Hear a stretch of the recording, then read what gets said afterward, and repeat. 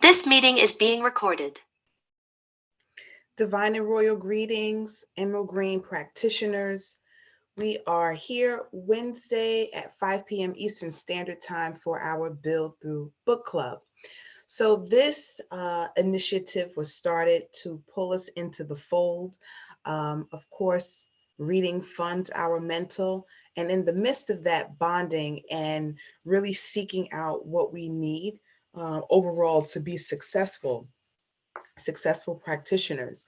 Now I have my own idea of what that could look like, but I would really love to hear from you all. So I'm not sure if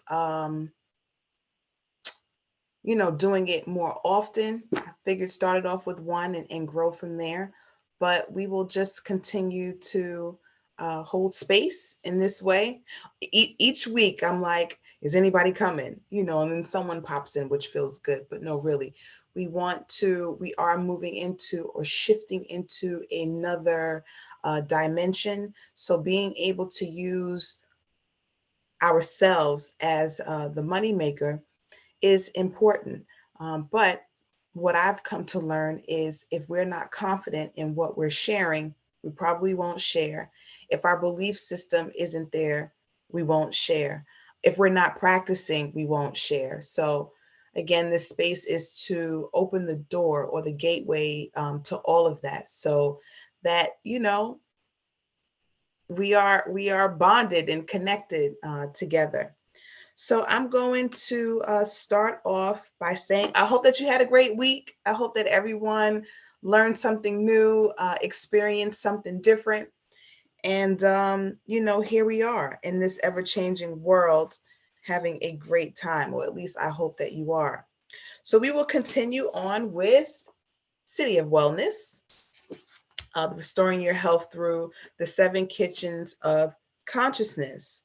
Now, we started off with this book because it's Heal Thyself, and that's what we are encouraging our clients, our family and friends to do. So we are on page 40, picking up at Corporate Kitchen Scientists. So I'll just give a moment for everyone to find that page. And I apologize in advance for any tongue twisting that may take place. I'll take my time.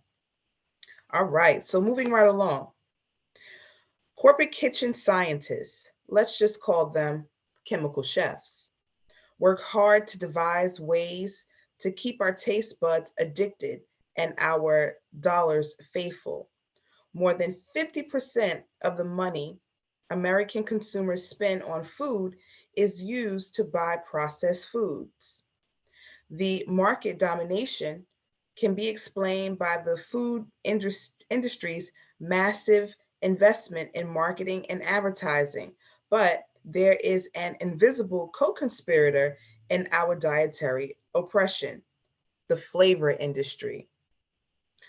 Those alluring aromas of French fries, hamburgers, steaks, sandwiches, and chicken dishes that captivate us are all manufactured. Eric Slosher, the insightful author of Fast Food Nation, sheds light on how chemical chefs manipulate our senses of taste and smell to appeal to our cravings and fuel our addictions. That's deep, right? When you know that there is someone working behind the scenes to make sure that the smells of these artificial foods appeal to our senses, right? It's That's deep. It's real deep, is all I can say. The small and elite groups of scientists who create most of the flavor and most of the food now consumed in the United States are called flavorists. They draw upon a number of disciplines in their work: biology, psychology, physiology, and organic chemistry. A flavorist is a chemist with a trained nose and poetic sensibility. Flavors are created by blending scores of different chemicals in teeny amounts and process governed by scientific principles, but demanding a fair amount of art. One flavorist compared his work to composing music. A well-made flavor compound will have a top note, followed by a dry down and leveling off, with different chemicals responsible for each stage. The taste of food can be radically altered by minute changes in the flavoring mix. A little odor goes a long way, one flavorist said. So the next time you wake up at sunrise with the conviction to take charge of your health, but by sundown, you are kidnapped away from your declaration of wellness and your inner power is stolen by, I can almost smell it now, memory of a pizzeria, a bakery, a burger joint, pull back and think twice. Pray hard and choose life. Remember, the memory is engineered. The food is fake. The calories are empty. We must radically change the way we think about food and about our body temple. We must reclaim our divine power to to define, affirm, and guide our lives, our own lives. Do not allow the corporate kitchen scientists to hypnotize your mind, capture your desires, and master your body senses. Don't get hustled by the corporate kitchen. So I'll pause there for a moment because that is so true. We're just caught out there in the game. It's real out here in the field, just in terms of really striving to stick and stay and choosing life. If we don't prepare, I mean, self included, because I've definitely gotten caught out there like, I should just drink some water. But you don't have what you need to be in alignment. So we just grab because, what else are we going to do? And just knowing how far, this system goes to feed us genetically modified foods is amazing, right? I was watching something today with with Bill Gates, and it's just amazing how forthcoming he is with, his depopulation um, escapade, I'll call it. But it's real. Monsanto is real. These, are probably trigger words. They're probably like, wait, let's look at this video. What is she talking about? But the fight to choose life is really on and popping. So we have to be very mindful and careful. Sacks and socks, now on page 41. Just for the record, not all restaurants, cafes, supermarkets, and grocers are exploitive and unhealthy. There are supermarkets that stock their produce section with fresh fruits and veggies, and also carry other healthy food items, including organic foods.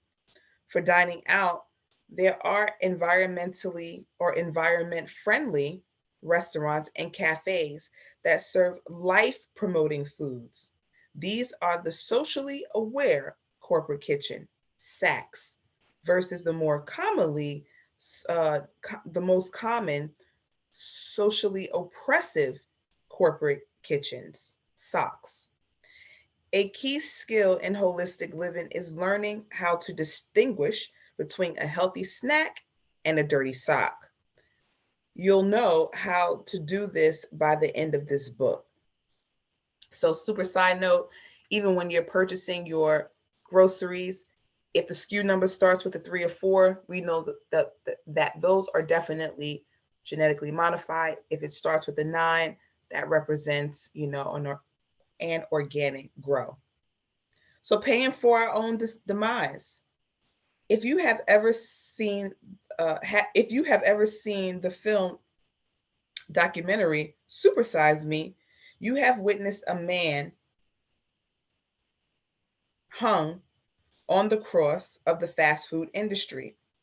Filmmaker Morgan Spurlock convincingly demonstrates the health impact of fast foods, using his own body, sacrificing personal health like a science project lab rat. 32-year-old Spurlock ate breakfast, lunch, and dinner at McDonald's for 30 days as his body swiftly deteriorated.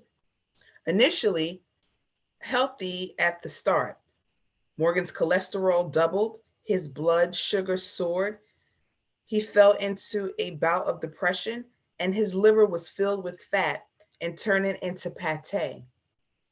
On the 21st day, he woke up with crushing chest pain, unable to breathe. The only thing he gained from this bold and courageous experiment was 25 pounds in 1 month. Every day in our own communities, we repeat this kind of deadly experiment on a large scale. Our own bodies, and the bodies of our children. As a result, we and our children are suffering from the ravages of fake food riff with the formula of human destruction. We step impatiently to the counter and order dis-ease straight from the fast food dollar menu, or we purchase premature death masks masked as devitalized food with cash, credit, or food stamps at the supermarket or corner grocer, and prepare it at home in the privacy of our kitchen.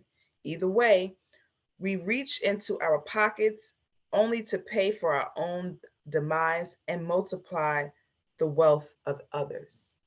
So, can you imagine like purchasing death, right? Taking from yourself twice, right? The ability or the opportunity for vitality, and to put that money into something that would build you up, maybe a more healthier choice. But then we're making these other entities wealthy. Again, very deep. Our sacred body temples are overloaded with decomposing animal carcasses, thick grease with the uh, viscosity of motor oil and highly toxic laboratory chemicals. A can of Coca-Cola can clean oil crude off the engine. Imagine what it does to the soft tissue lining and the body's organs. The result is that our most crucial organs, heart, brain, lungs, kidney, liver, pancreas, spleen, uterus, stomach, intestines, bladder, and glands are clogged with the debris of death. Medical professionals assign names to every disease process we encounter. We have hypertension or high blood pressure when the accumulated sludge creates excess force against our artery walls. We have end stage, renal disease, when our kidneys fail, overworked from processing too much meat protein, and overcome by destructive force of hypertension that destroys our body's organs. We have type 2 diabetes, when our pancreas, which produces our natural supply of insulin, is overwhelmed and can no longer handle our body's excess weight or its immense surplus of fats, sugars, and carbohydrates. We have arthritis and gout and other bodily aches and pains when our ligaments, tendons, and muscles cannot receive their required steady flow of clean, nutrient-rich blood. 10 leading causes of death in the US Now, this is in 2002. So we're talking 20 years ago, right? For those considered Black or Black Americans. First of all, shout out to Queen for coming out with this body of work, which was probably ahead of its time.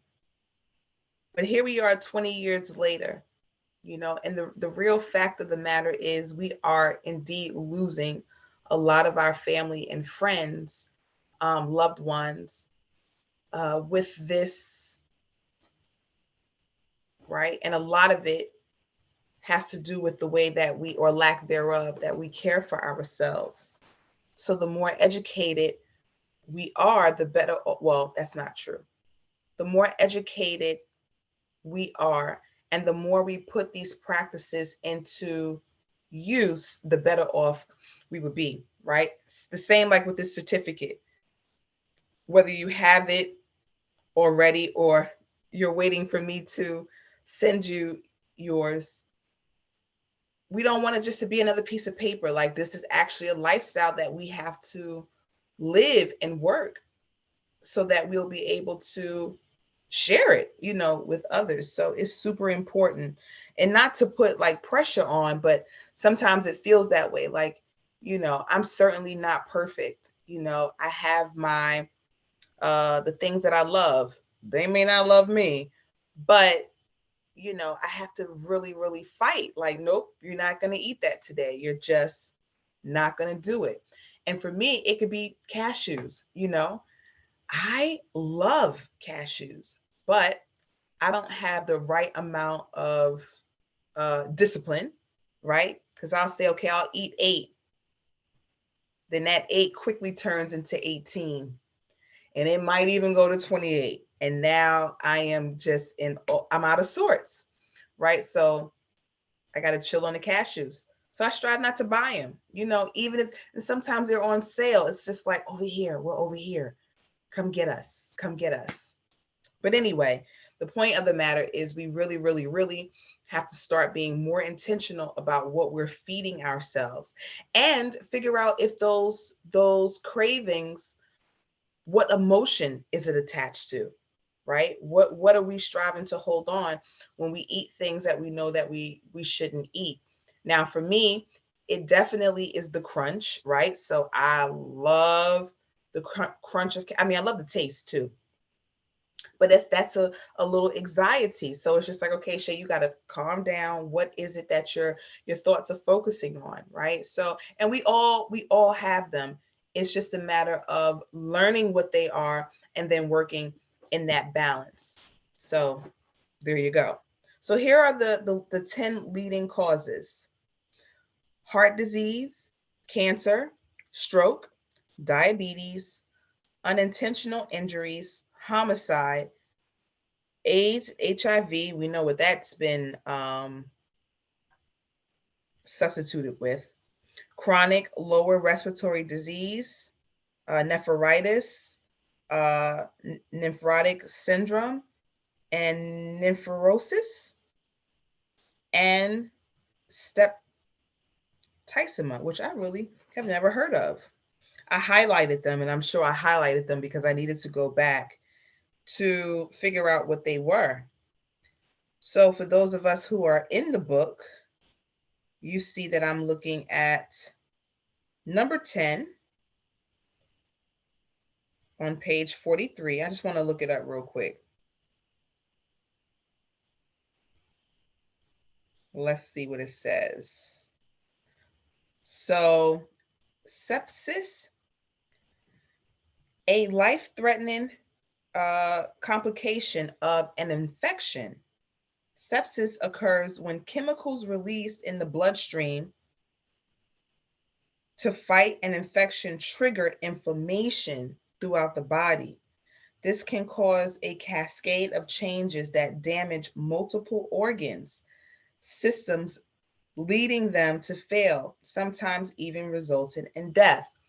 And you know what's so trippy about reading reading this definition? Look who they have as a, I don't know if you can see that, as a model. Probably can't. It's a brother.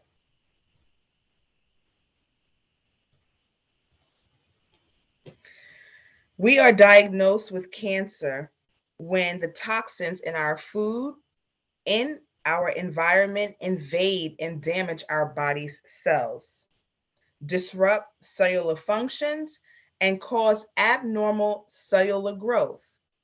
We have heart attacks or cardiac uh, infractions,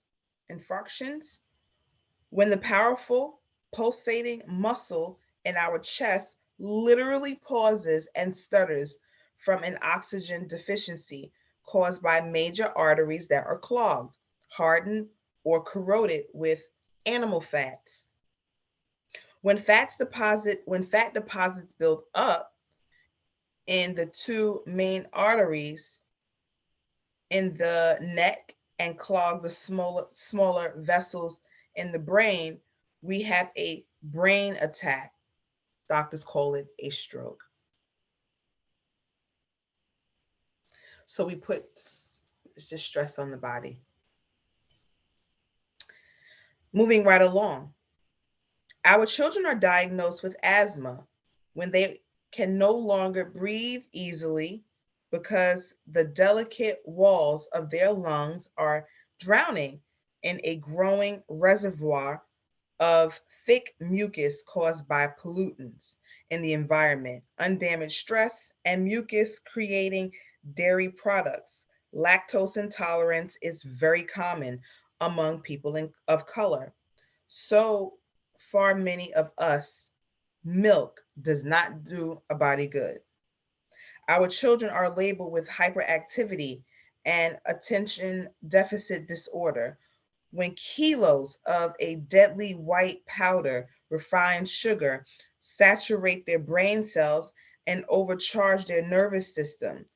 These are just a few of the many diseases that take over our lives when we voluntarily pay to participate in the grand global corporate kitchen experiment designed to see how much loot the food industry can make by poisoning the human body. So when we know that we are intentionally being poisoned, right? It's like, wow, we think about it, y'all.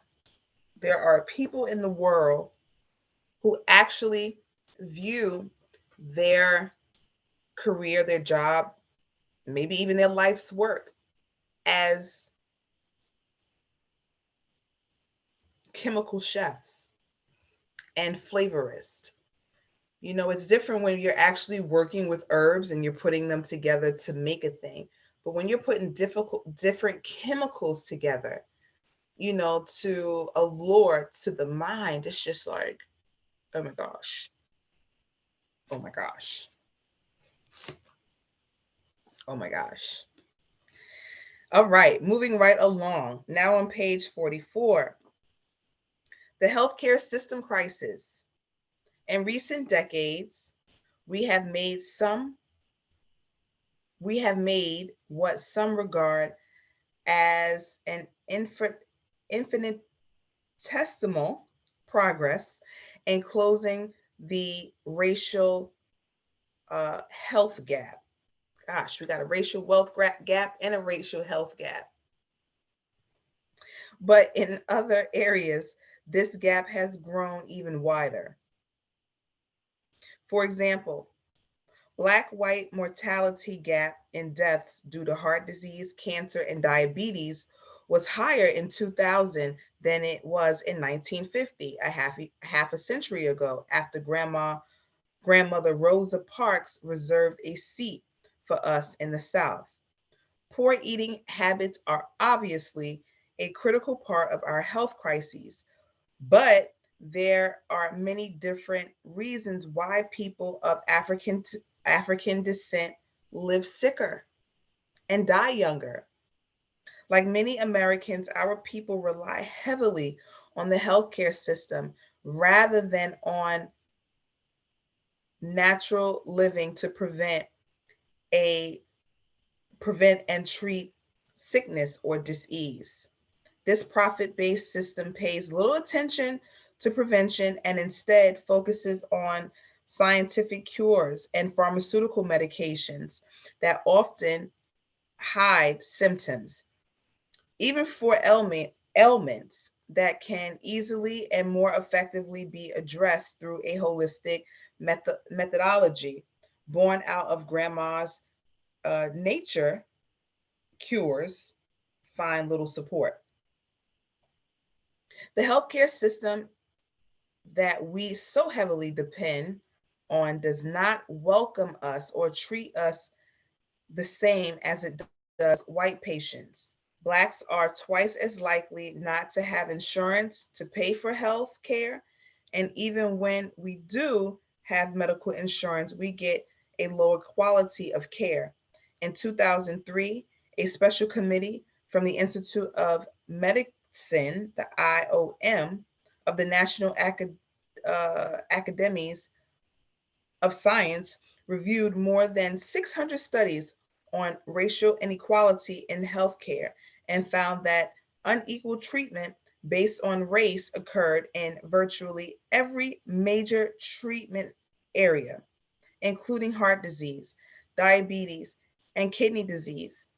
The committee's most troubling discovery was that these patterns of unequal treatment result in higher death rates of our people. That is so far out.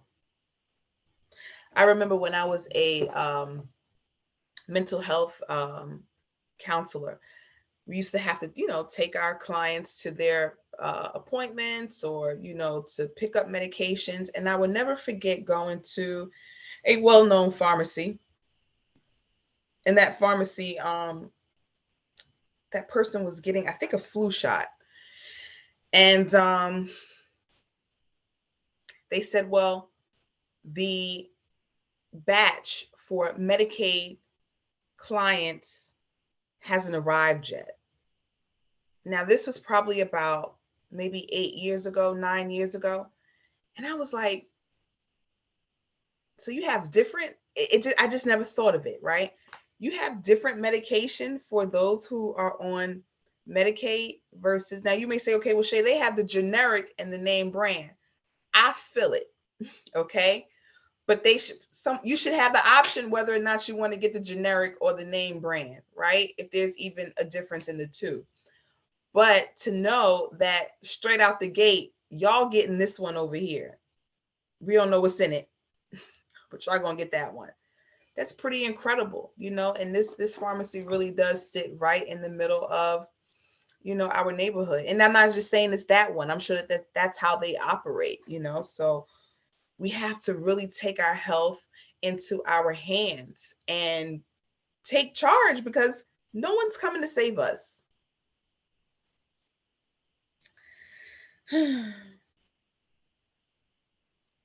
I digress. Kinda.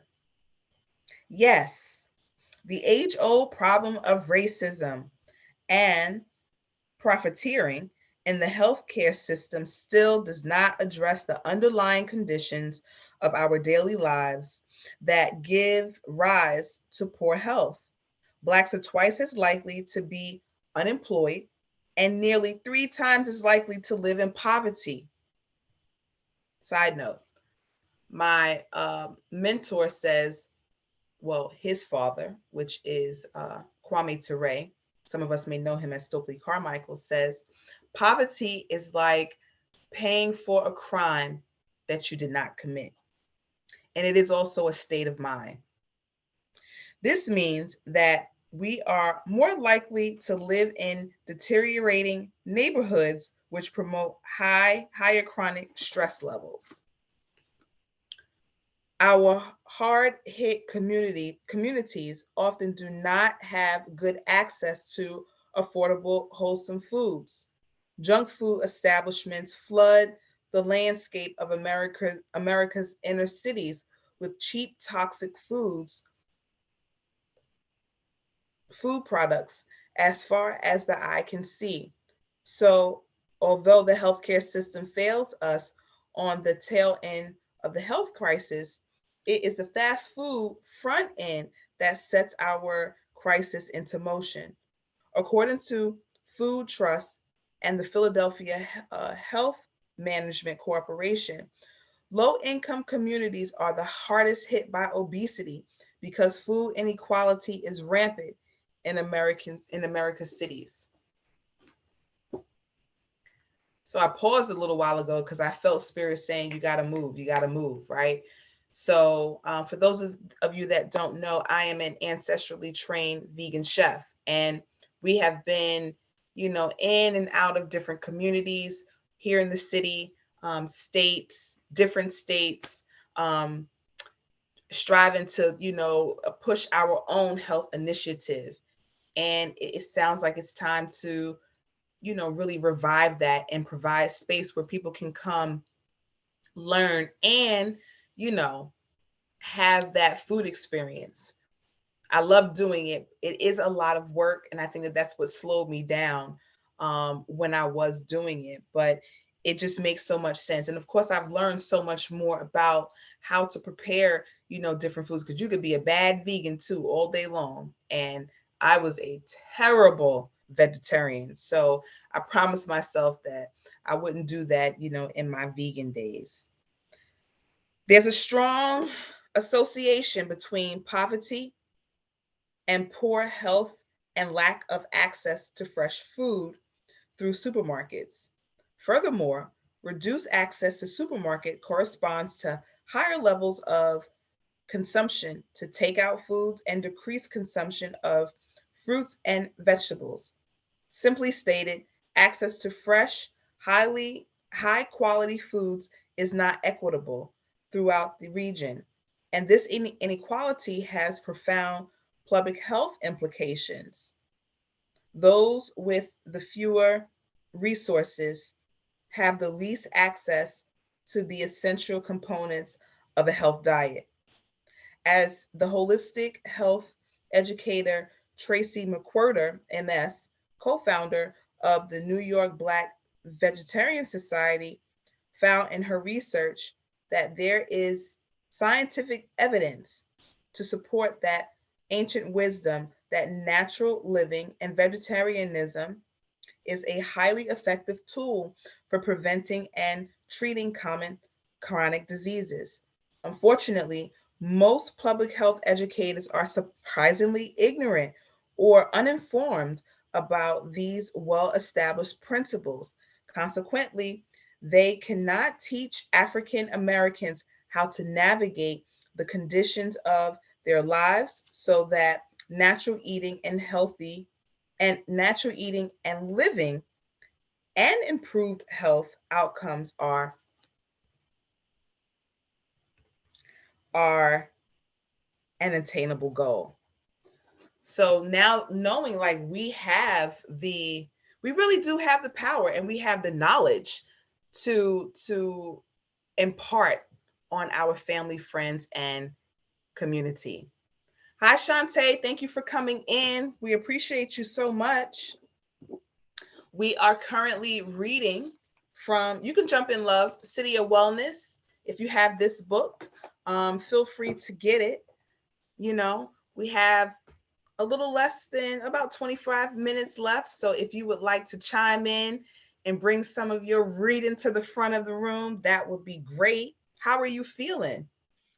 Splendid. I decided to take a nap today, and that is why I am late. No explanation needed. I actually had to take a nap myself. So it was glorious. So, I give thanks for the opportunity to be able to do so. And I'm grateful that I'm here. Well, we're grateful that you're here too. Thank you so very much. Thank you. Let's see. So how do you feel? Do you have your book already? Or do you want to chime in with reading?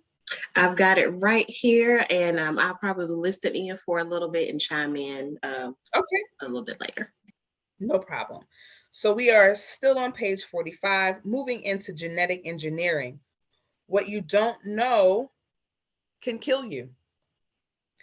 Even as we grapple with our health predicament, battling fast food and confronting the forces of healthcare inequality, a new health threat has quietly emerged from the corporate kitchen. This phenomenon poses unexpected dangers that simply do not exist did not exist for our ancestors.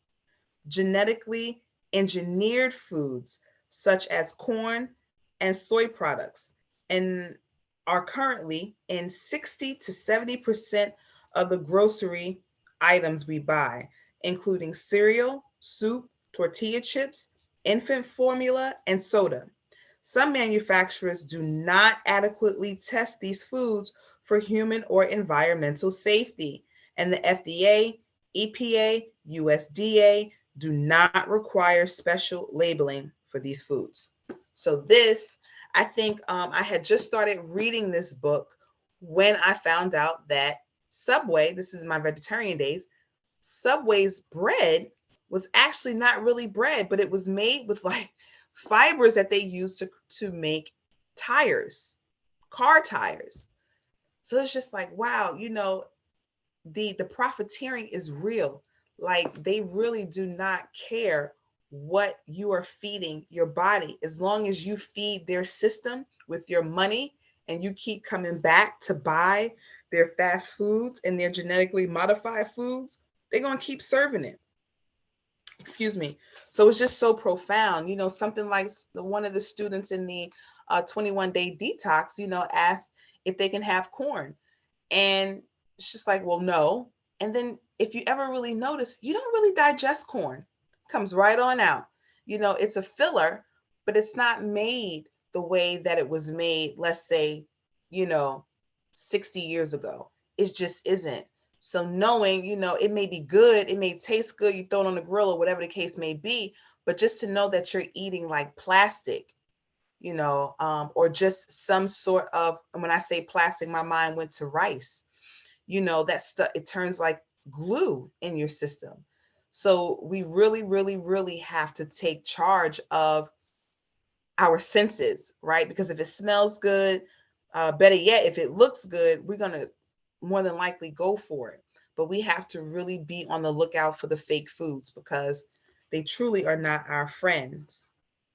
Genetic engineering corporation like Monsanto, the makers of the highly toxic agent Orange and DDT, are brazenly carrying out yet another profit-driven grand experiment on our health and our environment. They just lost a lawsuit. They had to pay millions. I forget what state it's in, but just like causing people to die and to be extremely ill. They were also responsible for putting a lot of farmers out of business. Like if you don't grow what we give you to grow, then you can't grow. And a lot of these seeds, even for us that are growing food at home, we have to be careful. The soil, all of it, is all part of one big conglomerate. So it's really real in the field out here. Genetically engineered foods are grown from laboratory modified seeds that pollute our organic and conventional farms, create harmful superweeds from cross-pollination and new plant viruses. These scientifically altered foods pose many serious threat hazards, including new food allergies, reduced effectiveness of antibiotics due to overusage, increased pesticides in our environment, and ecological devastation of other species, such as monarch butterflies and the ladybug. So we're just killing for profit, whether it's two-legged or four-legged. We are really, and the trippy part is we consent. With everything that's happening on the planet right now, we've consented to it. Whether we were or are distracted with all of the stuff that's going out in the world, we choose not to pay attention to, the stuff that some may deem boring. but we play a role in this cesspool of just diabolical behavior. So we have to be the ones to say, okay, well, you know what? I'm not going to do that. I'm not going to do this. And it's okay if people, I have so many people that don't even rock with me anymore. And that's totally okay, because there's a vibration that I'm just not checking for. Not to say that I'm better than anyone else. I just don't want that around me, because I know what it will do. I have it's taken me years to come out of my low vibrational frequency. And just to arbitrarily go back just so I can befriend someone, I'm just not here for it. You know, it could be a long, lonely walk when you're trying to get to where you're going, and that's okay. In secret locations on vast acres of private property, the corporate kitchen is growing special pharmaceutical crops. These ordinary looking foods, tomatoes, corn, and soybeans, are engineered to behave inside of the body like pharmaceutical drugs, such as blood, is it Coagulants.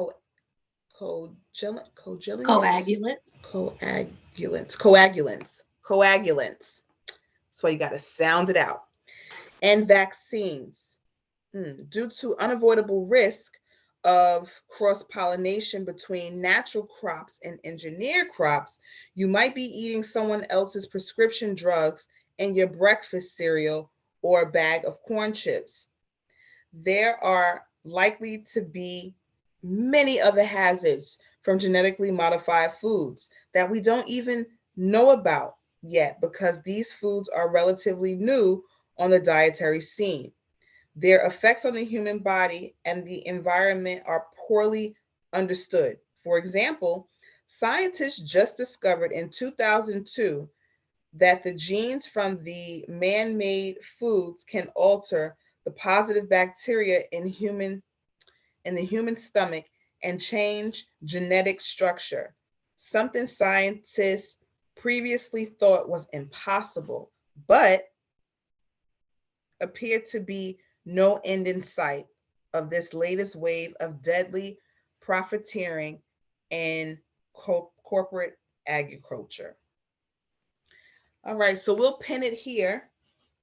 It starts a new subtitle on page 47. So just to kind of recap on what what was read, is the fact that we really have to pay attention to what's happening in the world.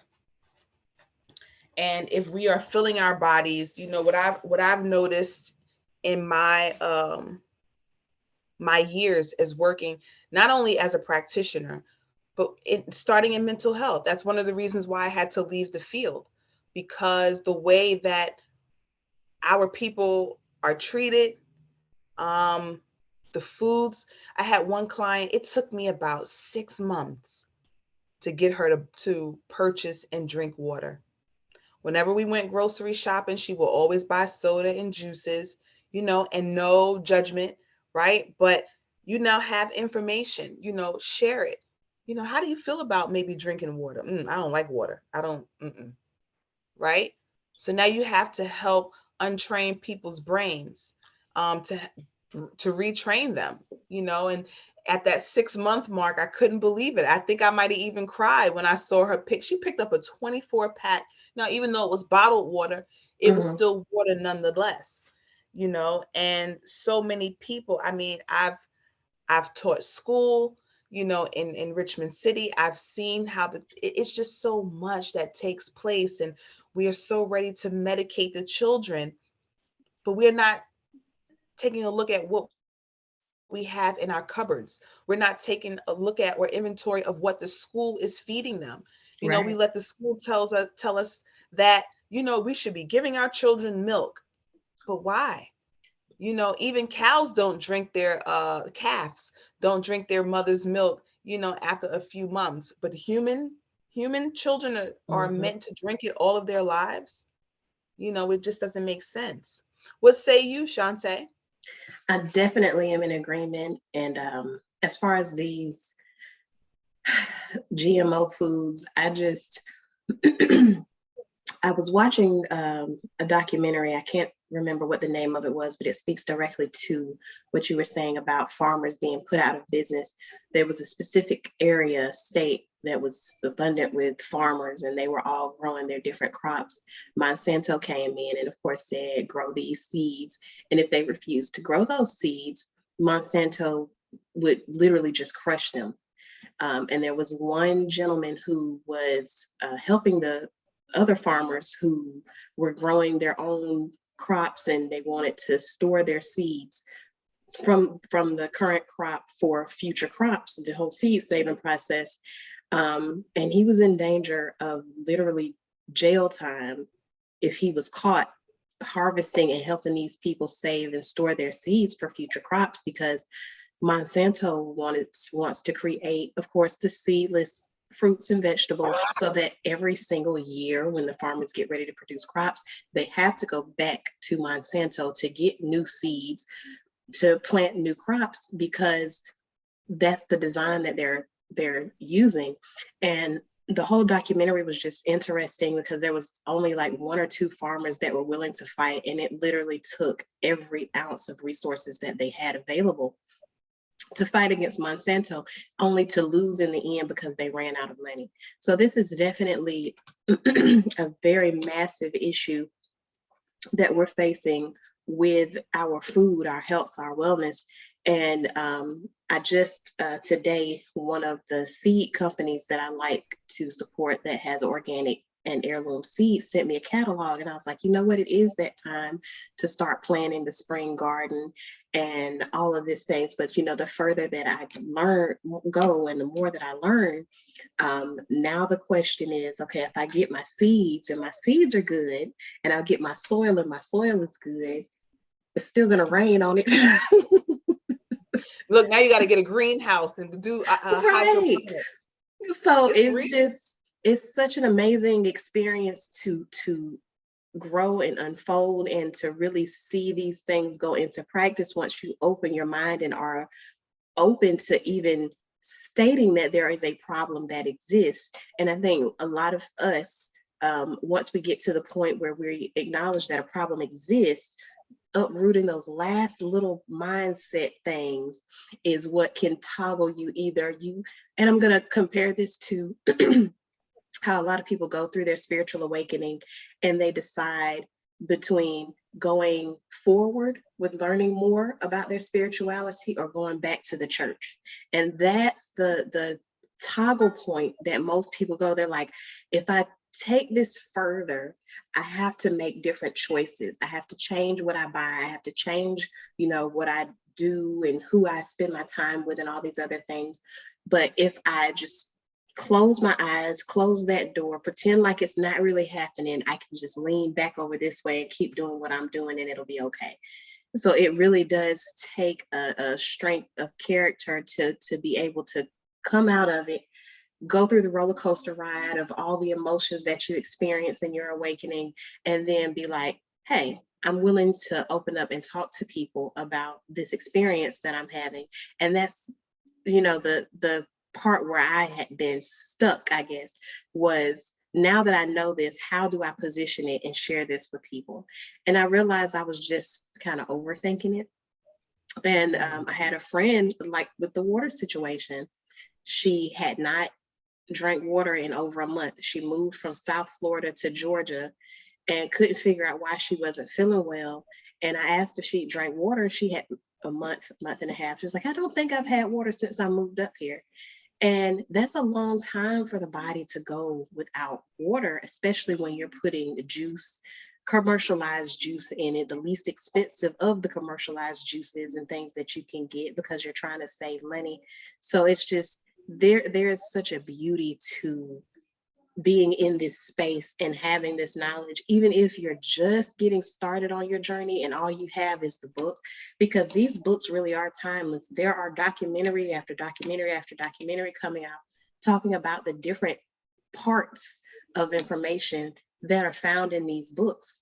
And I am grateful that there's so many people awakening and other people who have money who are funding different research projects and things, because it further validates the work. So when you step out there and you say, well, Queen Afua said back in this book that came out way back when, then you can also point to these other things, because some people are the follow the science people and they want a little bit more than a book that was written.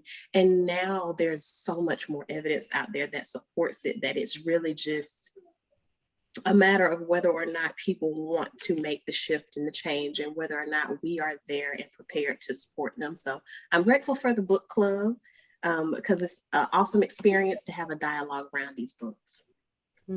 Ashe, thank you for saying that. I really appreciate that. I appreciate the entire share, and especially when you said, those of us that have it, like, let's share it, and I think that's the beauty of being an Emerald Green practitioner. Queen sees us as an elite group of men and women who are helping to not only disseminate the information, but live the life, Yes. in balance. So when we are, because we may not be Western doctors, things of that nature. Hey there, gorgeous. Our family and friends may be a little slow to take information from us, but when you know, and you stick and stay. So with us being thought as an elite group, my desire, which I'm sure Queen shares the same sentiment, is to make sure that we are in the fold together. Like you said, this book club is meant to bring us in. This is what we're reading. This is what we're doing. This is what I found. This is what I found. Okay, what do I need to be doing for me? I know that it's only an hour, but I have Jupiter in my chart. So sometimes I'll go way big and then I have to scale back, right? So now I'm starting off slow just to have people come in. I think if we had, honestly, 20 solid practitioners who are just like, when we meet up, we can market together. We know how to, even if we're doing little skits and things together to get the word out there, I think is incredible, So yeah, I'm in agreement. Oh, and it's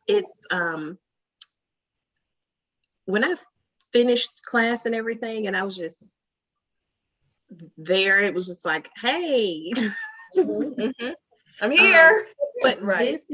This really is a good opportunity to connect with other people. And even when it comes to just walking through the questions, I have a client that has this, and this going on. I dealt with a client was 3 months ago that had a similar situation, and this is the type of mindset that this person had. And when I finally brought it to them this way, they were more receptive to it. You should try this. Oh, okay, well, I'm willing to try that. And then we go forward, because Queen is one person, and it's amazing that she is willing to be accessible to all of us in the way that she is. But it would be unwise of us all to feel like we can at any moment, just every single one of us, reach out and say, hey, Queen, I have a question, and completely dismiss all of us who have been trained, who have this knowledge and have the more opportunity to really help. Because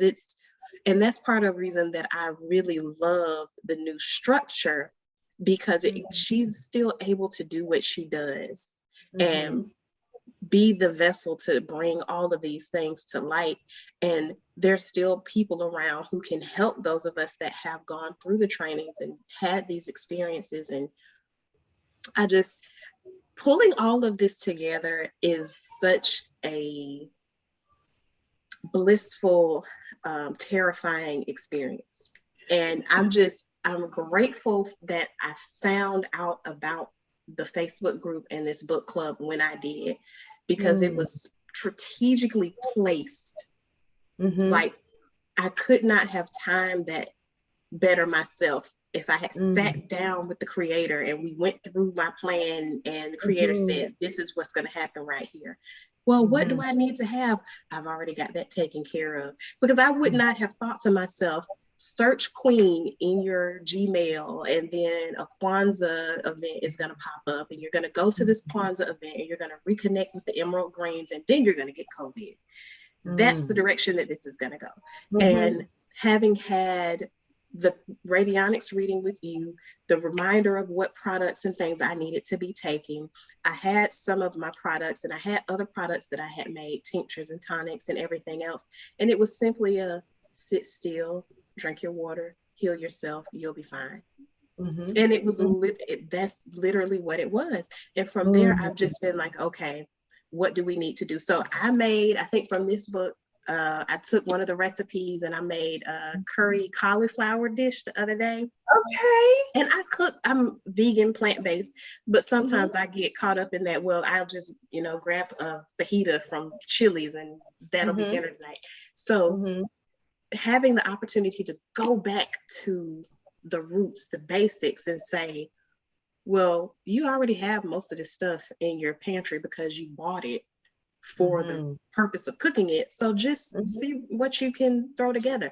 And to be able to literally throw together dishes that are filling, that are nutrient dense, that are checking up all the boxes of things that I need is amazing. And I can tell when I get off of my emerald green lifestyle, when I'm not drinking my green drinks, when I'm not eating my salads, all of those things. And then the stress, like Queen said, and the impeccable listening, things just start to go downhill. And even though things had been going downhill, when I look back on it, the impeccable listening and the willingness to separate myself from that toxicity, to say to my ancestors, listen, I need y'all to help me, because I don't know how this situation is going to work out with me, just me. And they were like, child, we have been telling you for so many years. We got you now. Let this go. And when I released and that relationship finally ended and I was able to move on, it has brought so much healing energy to the forefront. I have not skipped a beat. There's a lot of stuff that's been going wrong, but in the midst of it all, I realized that in the things that are going wrong, it's still exactly where I'm supposed to be. Because had I been ripping and running and going and going and going and going, I may not have ever done that Gmail search that got me back here. And then who knows, I could have been like November 2019 when I got sick, and it may have been COVID before COVID became a thing. And I was sick for 2 or 3 weeks. So I look at it and looked at it as, this is your growth. This is your healing journey. This is part of the message that you share with people, to show them, hey, you don't have to be a medical professional to heal your own body. There's research out there that you can do. If you want to go with Queen of Foods methodologies, I can support you with that. If you want to know what scientific research and studies, I can direct you to PubMed and show you which scientific studies to pull. If you want to spend money, you can, but a lot of them you can get for free. I have the ability now to pull all those things together because I've had the experience, even in the stillness with the chaos going on all over here. I've been able to create stillness within myself.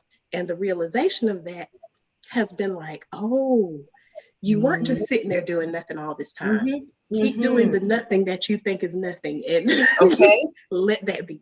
Because it's necessary. Yeah.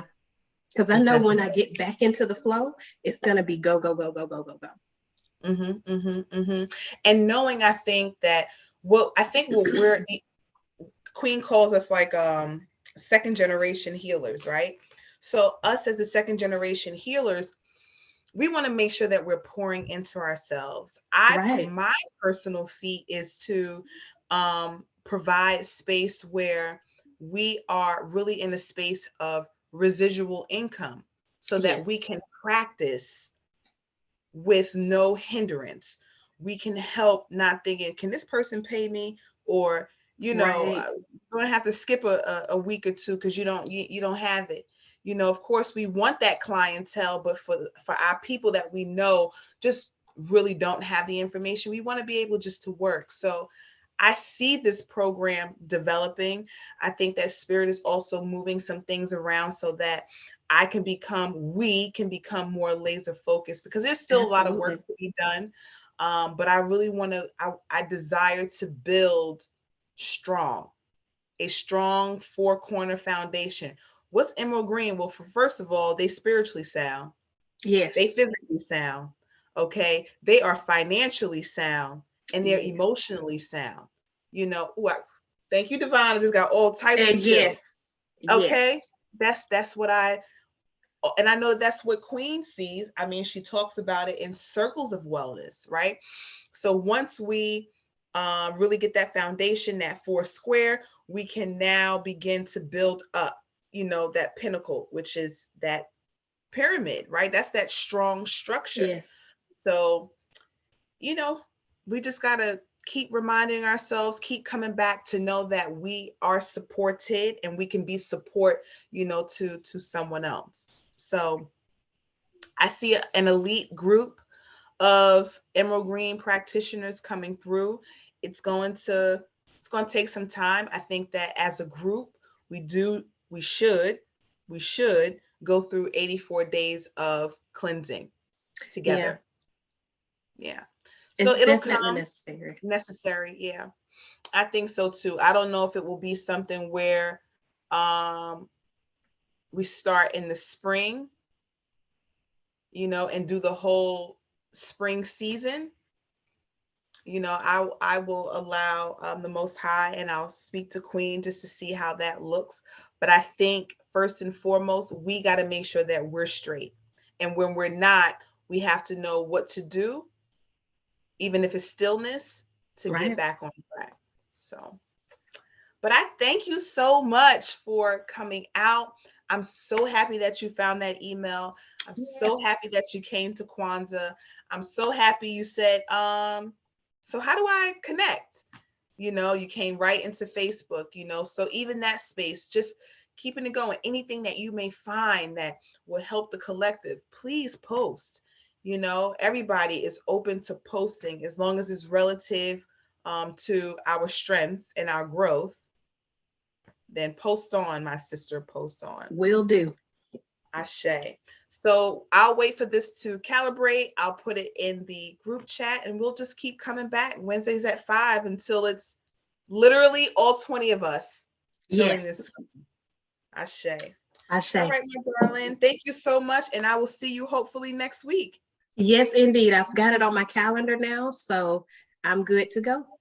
Ashe. Awesome. Peace, light, and love to those of you who will see this as a replay. Remember, we are elite. And with that comes a great responsibility. So we got to get into it, boos. Well, maybe not that. People like, I don't like that word boo. I like it. Anyway, Emerald Green practitioners, we are here and we do remember. So with that, again, I say, see you next week. Peace, love, and light. Bye, y'all. Peace.